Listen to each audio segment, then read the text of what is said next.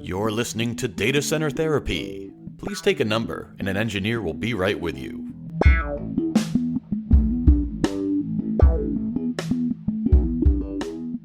Good day, everyone, and welcome back to Data Center Therapy, a podcast from IVOXY Consulting that talks all things IT with a healthy dose of empathy. I'm your host, Matt, Immatable Yette. You'll see. And alongside me is my co-host, Matt Cozzolino. I'm immutable because I can pronounce stuff. Well, it could be Immatable squared, Immatable 2.0, V2, whatever, yes. And so this is awesome. For the second episode in a row, we have Quinton Barber as our guest security specialist. Quinton, how you doing? Doing well. Thanks for having me back. It is awesome to have you back. And I feel like this is going to become maybe not a regular thing, but certainly a much more frequent it's almost site as to if see you on. Security is something we keep talking about all the time, right? It's somewhat important. Yeah. Mm-hmm. Yeah, and this is one I'm really excited about because really the title of this episode is Ransomware Preparedness. So we're going to be talking about, a lot of things around ransomware, and I got to think it's worry number one when the IT manager, the engineer, the admin, the CSO, the CIO goes to bed at night. That's probably the first and last thing they think about is when it comes to security. I think that's the tip of the spear. That ransomware is the real fear that kind of begets everything else. So that's kind of the one that everyone's dealing with more often, right? That's what we're hearing about more often. Is that it's also super sexy from an article standpoint, right? Your stuff got locked up. You're very nefarious, ransom notes and crypto and all of this kind of stuff. Surprised we haven't seen a movie about all this yet. Well, I'm sure they're out there. Make one, Coz. Right. So. I want to kind of to start out, Quinton, maybe if you can just kind of paint the canvas for us. How does ransomware differ from some of the more traditional attacks in the past, and where it kind of went from destructiveness, the old Michelangelo virus, right? It was basically delete your files. That was terrible. But now there's money to be made, right? Exactly. You hit it right on the head there, Matt. It's the monetization of it, right? Hackers have been around, script kids, all of this stuff has been going on for years and years and years. I may or may not have dabbled in this when I was a younger man. Black hat or white hat, Quinton? Anyways, no, certainly white hat, but. It was the real monetization of this, right? So my first experience with crypto lockers was, like 2010. It was a healthcare institution up in Alaska, and it was absolutely brutal. We didn't know what we were doing. Nobody knew what they were doing at the time. It's like, okay, we'll install new AV and put in a firewall that's going to solve this thing for you, but it didn't. But shortly after that, obviously, that was about the same time Bitcoin came out. They started monetizing. They started holding it for ransom for money. And obviously that's evolved now. It's not only threatening your data, because obviously we've gotten better at backups and recovery and incident response and all that stuff. Now they're holding the data hostage. They've exfiltrated it. They're going to release it. Like if you have PII or something, this could be a public relations nightmare. So they just keep taking all the old tools, all the stuff we did in the 90s and early 2000s, and they keep applying it in different ways to land, expand, execute this encryption deal, exfiltrate the data, and then hold you for ransom so they can make a business out of it. And it is a business. These guys have help desks. Big dollars. They have seriously, there's a help desk to call almost with SLAs on like how fast they're going to respond to you to get back to your ticket so you can pay them your $1 million or whatever it is. Is there like apps that people are downloading? Like I'm going to download nefarious app XYZ so that I can launch this attack against companies. Is it that? Like I'm going to download Microsoft Office. I'm going to download my virus attack surface thing. Yeah. So there's two different sides to that, right? There's the stuff they're putting in the stores that you actually download. You're downloading malware sometimes. Mm-hmm. Apple and Google do great jobs about breaking that when it goes to your mobile devices, but it's not perfect. And then conversely for the bad actors, yeah, on the dark web, there's ransomware as a service. There's Wow. toolkits. You know, Talk you about can go in and monetizing it. just download all this stuff. Hey, I want to do all this stuff, and then you can just hook it up to this ransomware as a service, and they'll take care of it for you. The next level of script kiddies, basically. The Netflix of script kiddies. The script kiddies. Yep, absolutely. Yikes. Wow. So from an attack vector standpoint, well, I think on one hand it feels like, and check me if I'm wrong here, this has become, it always has been an issue, but I feel like social engineering is the biggest weakness, has been the biggest weakness, will always be the biggest weakness. I feel like the days of the self-propagating worm that does this kind of thing, It crawls I'm not around hearing all the computers. I'm not hearing a lot about that. Yes, there's 0 days and sandbox breakouts, but it feels like so much stuff now is sandboxed in a lot of ways on different operating systems, and all of the technology has been put in. It just feels like there always seems to be somewhat of a human element in almost all cases where best practices weren't followed, somebody was tricked. Does that seem to be the case, or are we still at the very high possibility that it could be one, like a self-propagating worm is basically the analogy that I have for something that really requires zero interaction or zero, interruption by a person. Well, so yeah, it's important to understand how it lands, how it expands, and maybe I've been in sales organizations too long because I keep using those terms. But yeah, so my top list for landing is phishing, remote code execution vulnerabilities, 0 days, insecure VDI, insecure VPN, and compromised accounts. And in that order, that's how I order these things. And yeah, phishing is absolutely terrible. The one going around right now I was gonna put it on LinkedIn, but I haven't yet. Is your Bridgerton name, right? I don't know if you guys have seen this, but it keeps popping up, and I see it on Instagram. I see it on LinkedIn even. It's like your Bridgerton name is your middle name with your street, the first part of your street name with something after it, and then your date of birth or your month of birth. It's all this stuff, but those are social engineering attacks. Totally. If you fall for that, you've just given them personal information, identifiable information. You're essentially, possibly, some of the answers to your security questions when you're locked out of an account. Mm-hmm. Those are going around. People love them, right? I want to know what my Bridgerton name is, but that's great. Just don't post it to social media. Plug it in there. Don't plug it into a tool, right? Yeah, exactly.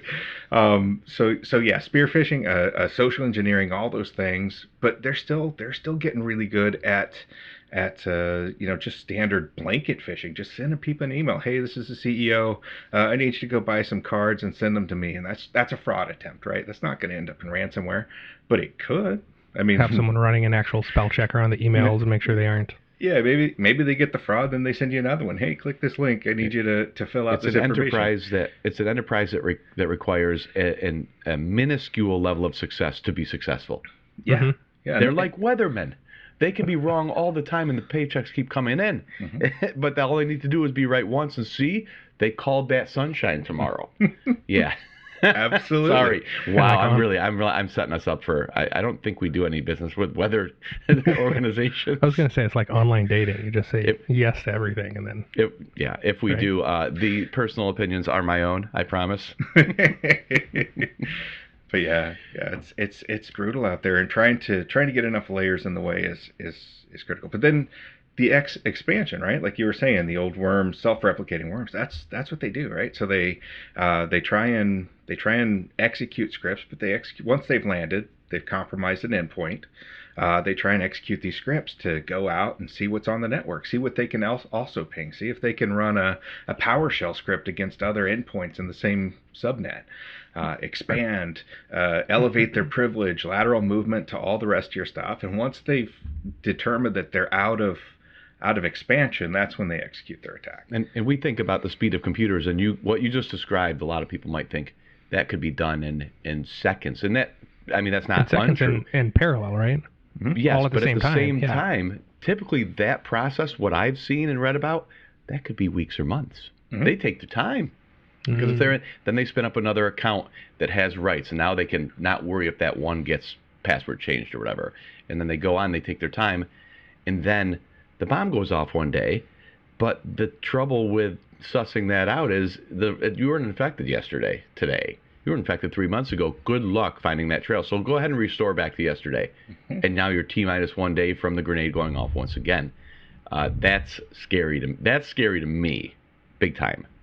So that actually brings up a question that I've had, because I've been around it, but I've myself not been a security person. How does the forensics work? Like, I've heard that. Is that something that if I'm Joe Company, I'm going to go hire someone to do forensics? Is that typically, yeah? You have to go get a specialist in forensics. The real challenge is if you have the data to forensically analyze. That was going to be the second question. Is like, what do I need to, like, what could I do today to make sure that I have that to be able to SIEM, hand right? off to someone? Right. So bare minimum, you don't even need a SIEM to get forensic data. You need a syslog server. You need something that will aggregate these logs. It has storage that you can send your stuff to. You set up your Windows logging on all your servers. You set up your NetFlow logging. You set up endpoint logging. If you're in 365, there's audit logging in those kinds of areas. There's essentially logs to every system that you need to collect. Security events, changes to domain admin accounts, changes to privileged data stores, those kinds of things. You want to make sure those logs are collected somewhere in, at very least, a syslog server so that somebody has something to go to for forensics. The other thing that shoots forensic in the foot is the desire to recover quickly, right? So you're talking about Exchange server on our last pod or something. Yeah, just your immediate need to get things back up and running. Your CEO wants this to go away, right? That's the main goal. He's having a very bad day. Nothing's working. He's not happy, or she's not happy. Execute this and get things back up and running. So maybe you recover your Exchange server, you recover your phone servers, you recover these things. But where do you put those? Do you put those on new hardware? No, you put them back on the old stuff, and the old stuff is wiped out. So any of the logs, any of those changes that maybe you didn't keep in a syslog server, they're all gone. Just completely wiped away by your restore process. It's a very real thing. Is just get it working. We'll worry about the rest later. And then you finally are back on your 2 feet. And you're like, shoot, we should have done this. So you're right. Those logs and where they're stored should also be secured. And I mean, that's one of like a Linux attacks vectors. They'll change binaries that don't write out to the console log anymore. Yeah, and it's a critical step, right? So your first instinct is to recover, but how do you know, back to your earlier point, how do you know when to recover to? If you don't do the forensics, when did they get in? I mean, was it 6 months ago? Was it 8 months ago? Was it 3 days ago? What's a good restore point for everything? Without doing the forensics, without finding out when they got in, how they moved laterally, how they expanded, how they made your day really bad, you don't know when to go back to. So you may literally be restoring them back into your environment. Is there a recommendation for how long we're keeping these syslogs, how long we're keeping this data? Because I mean that can be a lot, right? Yeah, absolutely. Bare minimum 90 days is a bare minimum. If I had my druthers, it would be a year. I think PCI is a year. I think ISO is 3 years. Take a look at what your regulatory requirement is for this, and make sure you're adhering to that first. Compliance is a thing, and we always want to make sure we're not going to get sued for being out of compliance first, and then make your own decision past that. I absolutely like having it for a year. I don't see a lot of attacks lasting longer than that, so that's kind of my judgment. Okay. It's frustrating too, at least for me, and I'm talking about my home lab and home environment. And Kaz, you and I kind of straddle the line in our environments between, it's simple little Intel NUC. I've got 4 hosts in my garage kind of thing. So I have a decent cluster. I've got about, 70 terabytes of capacity. It's not super fast, right? But I look at it from a resource consumption standpoint. Accurate, up-to-date, real-time logging is heavy. It is. It's and now to your point, Quinton, with the syslog server, it's not performance heavy, right? Because that's just sending text streams and landing it somewhere. But if you want to run an analytics platform on that then does indexing or turns it around, what some open source would be, like a Grafana dashboard, things like that, and ingesting into from a Prometheus database or an InfluxDB or stuff like that. Just to collect the data that's already happening, that's a lot of compute I'm chewing up, and then that can be a lot of storage too, based on your retention policies. And it's just, it's not that I don't empathize. It's funny, we were all talking about that sympathize, empathize thing earlier, but it's not that I don't empathize with those concerns, but ultimately, without being super cold about it, it's at this point the cost of doing business. It's something that just simply has to be. And we have conversations with customers all the time, and I have, where things that are top of line, like your ordered priority list, Quinton. That's a 2024 initiative. Oh, like, I understand budgeting. I want to hear more urgency sometimes, and realization that means we have an 18-month window for without airbags at this point. Okay. There's a bit of a trade-off there with the cost of said fines versus the cost of implementing the cost solution, of your right? business going underwater. Yeah. Yeah, and when we do our assessments, I try and quantify that. We do some estimations when we do our security roadmaps, but it's when I'm ballparking numbers, I assume at a kind of an immature security posture, you're going to be getting hit every couple of years, and I assume about a 3-week loss of revenue on those hits. Right? That's just the ballpark numbers I put in there. So that's going to end up being about 2% of your annual revenue. So if you're not contributing a small percentage of your annual revenue, maybe 1% to a security budget, you might be looking at it wrong. if you're seeing these things happen repetitively in your environment, I don't need car insurance. And then ask your CFO, like, how much is this really impacting our business, and start making a decision that way. It does have to tie back to an ROI in your business. It absolutely does. But that's how I judge one of those things. Like, this is what it's cost me over the last 10 years. So I should be putting a certain percentage of that towards the information security budget, instead of saying, no, there's just no budget for that. So as far as an attack vector, Quinton, a target, what have you seen most out there? Are we seeing, where do you see the encryption happening? Is it mostly like file shares? Is that really the target, or are we seeing other parts of the infrastructure encrypting entire, are they going in and encrypting the entire Windows VM or something like that? Or is it mostly, shares? Yeah, they go for everything, right? Anything to make your day not cool, right? Anything they can get their hands on. Anything they can get their hands on. Where it has the most impact really is when it gets to a primary critical business system, i.e., if they take your tenant, if they take your global admin from your tenant, if you're in the cloud, that's a really bad day, because you cannot get that out. You have to go build a new cloud. That's just really challenging. If they take all of your Exchange server, if you have an on-premise Exchange, you can't do email. You have to spin up a new solution. You just have to. Critical data like intellectual property or PII, HR data, that's a big one.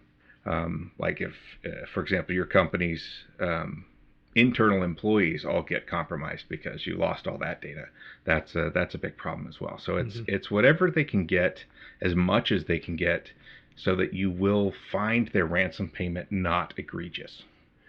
Well, and we've never made this podcast about an infomercial. So sometimes I'm loath to say, oh, by the way, this product does that. But ultimately, we have partners that we recommend their products and solutions because they're good solutions for problems. And just to that point, I learned recently that NetApp has, if you have a NetApp out there or you don't, you've heard they're a multi-protocol filer. So that's one of the things that really they buttered their bread with for a long time now. And it's fantastically flexible. I mean, you can have your CIF shares right on the box. Well, now they've got this ransomware protection and detection where it can actually inline live detect encryption of a file on a CIF share right on the NetApp. So theoretically, there is some latency introduced. I don't think it's like human measurable latency, but you go ahead and try to encrypt a file on a share that lives on a NetApp, and it takes a snapshot prior to the operation and then alerts you that, hey, something's going on here. So that right there I mean, there's like we've all talked about the security onion, right? There's a lot of layers. That's a nice frontline defense right there in that. That did sound pretty cool to me when we were talking about that. That was, I'm like, oh, okay, I can see how that works in the back end. I mean, that's makes a sense. practical application right there. It's not a and this is not to pick on NetApp. It's not specific to NetApp, but this is not a vendor who's great at selling grapefruits all of a sudden saying, also buy my car tires too, because I see a lot of car tires being sold. I want a piece of that too. This is, as far as I know, in terms of think about a Windows server. You can certainly run security software on a Windows file share server that does a lot of things like that. But and while NetApp has in the past integrated with antivirus vendors and allowed to use like fPolicy to tie in and scan, it's always been a post-process thing, right? And so post-process doesn't do you a whole lot of good when you're talking about encryption. It's too late. It's encrypted anyway, but you know about it. Well, great. Well, you're still screwed. There's a piece with all of these tools. The post process. I know Palo's in their Wildfire seeing the data come through, allowing it, because you don't necessarily want to get in the way of stuff, but there's a balance between protecting the environment, being able to look back on it and tie all these together. And I think the SIEM, the actually having someone collect all these logs and look at all these components is, at some point, becomes the important piece to look at it, right? To actually view the data. It's one thing to have alerts, but you got to look at the correlation. Right? The correlation. Yeah. Is important. Yeah. Yeah, and that's one of the things that I struggle with. People spend a lot of money on security. They buy top-end firewalls with advanced persistent threat detection, intrusion prevention. They buy and then set it over in a corner and check a box, right? Exactly. They buy endpoint protection. They do the same thing. They maybe they have a micro-segmentation platform and they start setting it up and they do some of this stuff. Then quite frequently they turn off a lot of the features because it broke something. Or whatever, and then they send the alerts because there's 5,000 alerts a day, and they send those to a mailbox that never gets read, and they don't do anything with the monitoring. The SIEM as a service, MDR, there's a lot of solutions out there that have come down to make 24/7 monitoring, or even 8x5 monitoring of an environment, really, I don't want to say affordable, but within reach. To bring down that mean time to detection, right? That's something I look at and I tell people about. Having trained people that are tuning your SIEM, that are taking these logs, correlating them, looking for these advanced indicators of compromise, and bringing it up before it becomes a problem is absolutely critical to blocking something like a ransomware event, a critical ransomware event. I think you could say it does make it affordable. I think that's a really easy one to say because it takes 3, 4, 5 FTEs to get the coverage you can get from a service that you buy, right? It takes throw some money at that, and it's 7. cheaper. Right. See, even I was on the low end for that one. Yeah. And not even that. That's assuming you can find 3, 4, 5 plus exactly very strong analysts and engineers. What they're doing. Yeah. And then you have to acquire the software that is good, by the way, too. You have to make sure you procure the right product, install and configure the product correctly, maintain said product. Oh, and Johnny got sick, and Susie's on PTO, and we didn't have coverage. We got hit anyway. Ooh. Yeah. Well, you got to think about it like this, right? So last year, let's just take last year for an example. There were 6 remote code execution vulnerabilities in Exchange. There was the SolarWinds. Well, actually, I guess that was December the year before, but we'll call it the beginning of last year. They all blend together. There was last year was the last 5. Log4j. There's and then the next 4j, I forget what it was called. Just came out this month. Log4Shell or Log4. Oh no, I know what you're talking about. The new one, and which practically I don't think was quite as serious. I mean, they're all serious, but in terms of widespread and actually super vulnerable, I don't think that really came to pass, right? Right. But each one of those events, each one of those major 0 days or major releases that came out, you have to go tune your SIEM for it, right? If you've built this internally, much less the cost of the product, the ingestion of it, the logs that it has to, or events per second, or however it's being sold, the 7 people you have to staff 24/7. each one of those events, you have to go in and reconfigure or build a new playbook to detect those problems in your environment. And that's, again, part of that cost that gets absorbed when you use it as a managed service, because they're doing all that. Just the economy of scale works out a little bit better. They do it once, and then yeah. Yeah, it applies to the entire environment. So having those kinds of solutions in place, and I kind of glossed over Matt when he was talking about the NetApp thing there. Look at the new things that are coming. Everybody is working in this space. Everybody is trying to improve their capability in this space.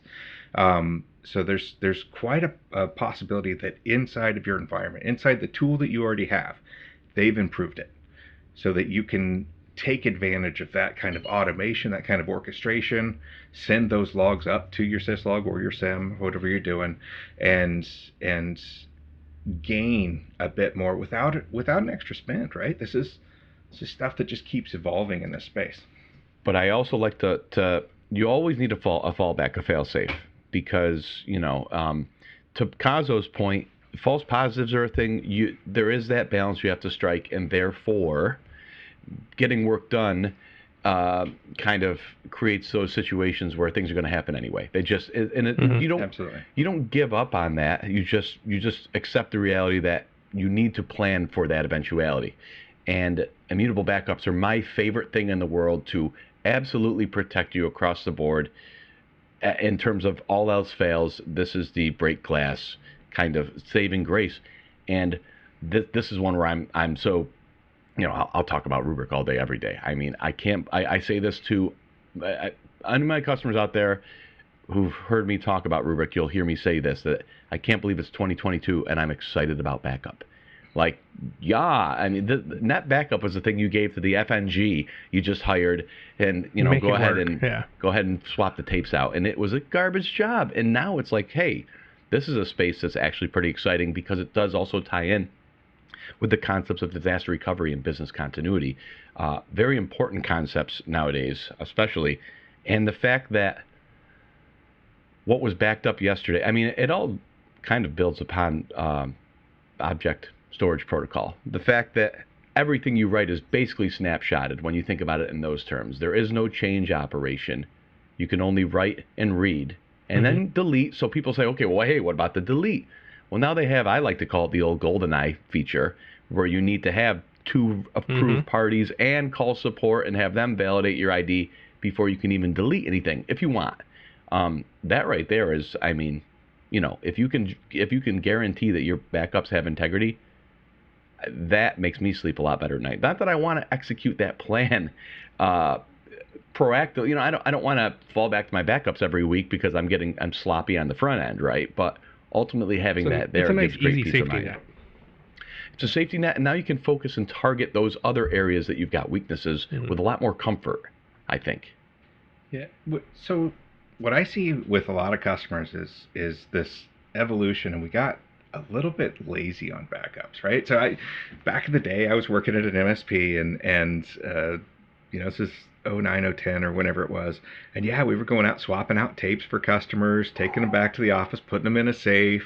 They were all labeled. We would keep them for Iron a year. Mountain would show up every week. When I worked my next job, it was Iron Mountain. They would come pick them up for us, and it was great. We kept some in a safe on site. We kept some at Iron Mountain off site. It was great, but we lost that somewhere along the evolution of the data center. We started putting things like in VMware, and we put them with all of our other servers so that there's an opportunity for that backup server to get compromised. And then we stopped sending it off site and segmenting or air gapping that data. So yeah, I absolutely love what you're talking about, Matt. The immutable capabilities of like Rubrik, all of these things add to the value. The other piece of data recovery is having a good BCDR, right? A lot of people don't have one. It should take care of all your primary use cases. Obviously, ransomware is going to be in there. A lot of times it does fall to the technology department in your organization to build a BCDR, even though, quite frankly, a pandemic is a BCDR event. There's worldly things that come to play in this, but having those well-defined use cases, having your critical systems well-defined so that they have a specific backup and recovery timeline (SLA) in your environment, and then building your solution, your backup and recovery solution around what that BCDR says, around what a executive stakeholder said is an acceptable downtime for time frame, is absolutely critical to success in recovering. Well, keeping your job as well in the technology sector. As strange as it is, I think one of the things that a lot of people miss is the fact that I think most of the people we work with are employees doing a job, and there's that need from someone above us to say, hey, you know what, this is the important app, this is how long we need to get it back, this is the first thing we need to focus on.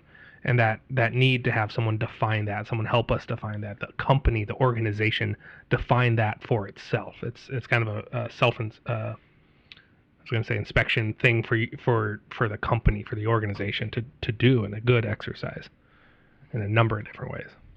So a couple other strategies that we've talked about in the past, Quinton. I mean, there's I would say the other two are microsegmentation, certainly, and from a standpoint, the kill chain is another as well. Can you go into that a little bit? Yeah. So I absolutely love microsegmentation. It's going to mitigate the effects of ransomware in your environment, right? That's obviously we focus a lot on the landing, phishing, remote code execution, 0 days, and we shouldn't ignore those things. It's the expand that really gets you, though.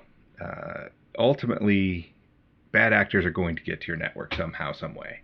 We need to make it harder for them on the inside. A lot of organizations are still doing this. Well, the inside network is trusted. We're going to turn off the Windows firewall on the domain. We have any rules between our data server and voice VLANs on our firewall. On the inside, we obviously block stuff coming in from the outside. But having microsegmentation, locking down those macro segments on your firewalls, putting in a solution that actively manages the firewall on your endpoints, very, very good for stopping this expansion. First of all, they try to obfuscate what they're doing in your network. They run PowerShell scripts. They disable your antivirus with PowerShell scripts, or command line, or Python or Bash or whatever they're using. They try and gain that elevated privilege, but then they try lateral movement. They go where they can get new stuff, right? So now if and I'm going to pick on Sally. I don't know Sally personally, but Sally clicked on the wrong thing. Sally is kind of a lower employee in the organization. She doesn't have access to much, right? So why does she have unfettered access across your network to the executive shares, your intellectual property, your HR data? Her computer, her PC, if somebody manages to get elevated privilege on it, can go anywhere it wants. And that's a problem, right? You have to control that. If you control that, then Sally's mistake is not that big of a deal. If you don't control that, Sally's mistake can be a very, very bad week or three. And we've seen some developments in microsegmentation recently that allow us to go outside the virtual environment into endpoints, which has been really and then still centrally manage that too. So it's basically a distributed firewall protection approach that does not require you to only live in the physical world or only live in the virtual world. And so it kind of goes above that, which has been super powerful, because if you end up leaving a back door somewhere, you've got a subset of systems that aren't applicable to the approach you use for microsegmentation. Well, that's the front door, basically. Yeah. That's that onion. You got to solve it in a couple of different ways, right? Yep. And what about the kill chain? So the kill chain is just knowing where these things can come in, right? You got to stop them once they get to your endpoints. So you got to have excellent endpoint protection, or EDR, they call it currently as a segment. Stuff that will actually take action on the endpoint and kill it before even a physical person, somebody with a brain, has to know about it. You want your systems to automatically do it. Like we were talking about microsegmentation, that's another piece of the kill chain, stopping it from spreading. You got to stop data exfiltration. That's the other critical thing that many of our our vendors are saying is going to be prevalent in 22 and 23 is exfiltration and ransom without the encryption. So put in rules in your firewalls when stuff is going out. How many people have an any out rule on their firewall? Almost everybody. Yeah. I know I certainly did back in the day when I was doing IT. But yeah, stop that. If there's large file transfers, have it alert, have it say, hey, 2 gigs moved from this endpoint to an outside source. That's weird. Whatever makes sense for your environment. You don't want to overload yourself, but you need to know if 100 gigs leaves, right? That's a big deal. It'll also catch internal bad actors. Close your back doors. Lock down your hardened configurations. Stop, leaving like root passwords available. Stop leaving passwords on Excel spreadsheets that a bad actor might find. That could be brutal, especially if your cloud global admin password is in there. And then obviously make sure it's not going to impact you. Make sure you have your immutable backups. Make sure that those things are in place to really solve the recoverability once you get to these things. So, Quinton, you have pretty regular security roundtables. So how does this, are you bringing this is this stuff coming up on those roundtables, the ransomware piece of it? And do you hear a lot of questions about that? Yeah, we're doing, actually this quarter we're doing a ransomware, what to expect when you're expecting ransomware edition. Is what it's called. I like that. That would be the irony there. It's every other Thursday, and what we found was a lot of our organizations don't realize what happens when it happens, right? We say it's a bad day, and that's a really kind way to put it, but the next steps that happen when you're engaged in a ransomware negotiation, when the insurance company is involved, when everything's broken and you can't fix it, what is going to happen for the next few weeks while you figure that out. So we go through a little bit more in depth the kill chain. We go through a little bit more in depth what happens after and the expectations one would have, the importance of an incident response plan. Who's going to do what during this time frame, BCDR and all those things. So yeah, it's absolutely a topic we're investing in to help our customers understand what's going to happen. These are high impact, high frequency events. They happen fairly frequently. Is paying a bad actor, here's the money, give me my key to unlock my stuff, does that actually work? Or is there like here's this money and I hope you give me a thing? Like, how often does that actually get unencrypted? How often do we get that back and say, okay, cool, I got my stuff unlocked? Yeah, it is a business. You have to realize that these people are business people. They are but if you leave them a bad profit. Yelp review, they're not going to stop. No, but if they don't unencrypt your data, nobody will pay. Okay. So there is that on the backside, and so they actually invest. They have help. Like I said, they have help desks. If it's not unencrypting, you can call their help desk, and they have professionals to help you unencrypt your data. It's absurd. Wow. But I mean, saying that, it just sounds so weird. It does. But it's the truth, honestly. And yeah, you get your stuff back. It's not perfect every single time. Sometimes there's stuff that got encrypted, or there was a file error, or it just can't be unencrypted. But if you have no other option, if your business is going to go under, yeah, you can pay it. I hate advising anyone to pay a ransom. I extremely dislike paying it because it perpetuates. It fundamentally doesn't feel good, right? It perpetuates this. It encourages other people to do it. It encourages the business overall as a strategy. It sometimes can go to very, very bad people that do very, very bad things in other areas of the world. But honestly, if you're looking at 200 to 2,000 people are going out of work if you don't do this, it's a rock and a hard place. There's no great solution. No good choices.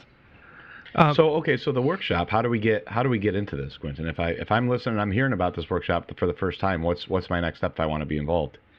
Reach out to your account manager, and they will get you the link. Otherwise, don't we have an email address for the podcast? We can do podcast@ivoxy.com. Yeah, we tried to make it simple. Yeah, podcast@ivoxy.com. We'll get you hooked up with the links. You can register, and we'll get you in there. And Again, they're roundtables. They're free form. We encourage questions. Bring your use cases. We'll talk about them. I do have a talk track for it, so I can fill up the time. But the ideal engagement here is that we provide value to you and your use case and help you move your security posture forward. Cool. Nice. Quinton, I don't know if you have anything else, Matt. I really appreciate Quinton being on. Do you have anything else you wanted to bounce off him? I'm good. Quinton, you're a good sport. I mean, you step right in. This is very easy. I got to say, these episodes are great. Sometimes, we work in an industry too where not everybody wants to get on a podcast episode, right? It's fine. I'm an introvert IT guy. I don't want to record any. Yeah. Okay, that's basically what. Thank you, man. I'm getting at, like, we know what our stereotype is if someone was to put us on an easel. So it's really great when we get somebody who really enjoys talking, and that extends to our whole team. So we're really lucky to work in the group we do. So yes, you got questions, podcast@ivoxy.com, or reach out to your account manager. And if you want, have any other questions about security with Quinton, let us know, because I think we'll be following up with him quite often. Yes. Mr. Coz, thanks for joining as well. Always good to chat with you. Awesome. And thanks everyone out there for listening to Data Center Therapy. Have a great day, everyone.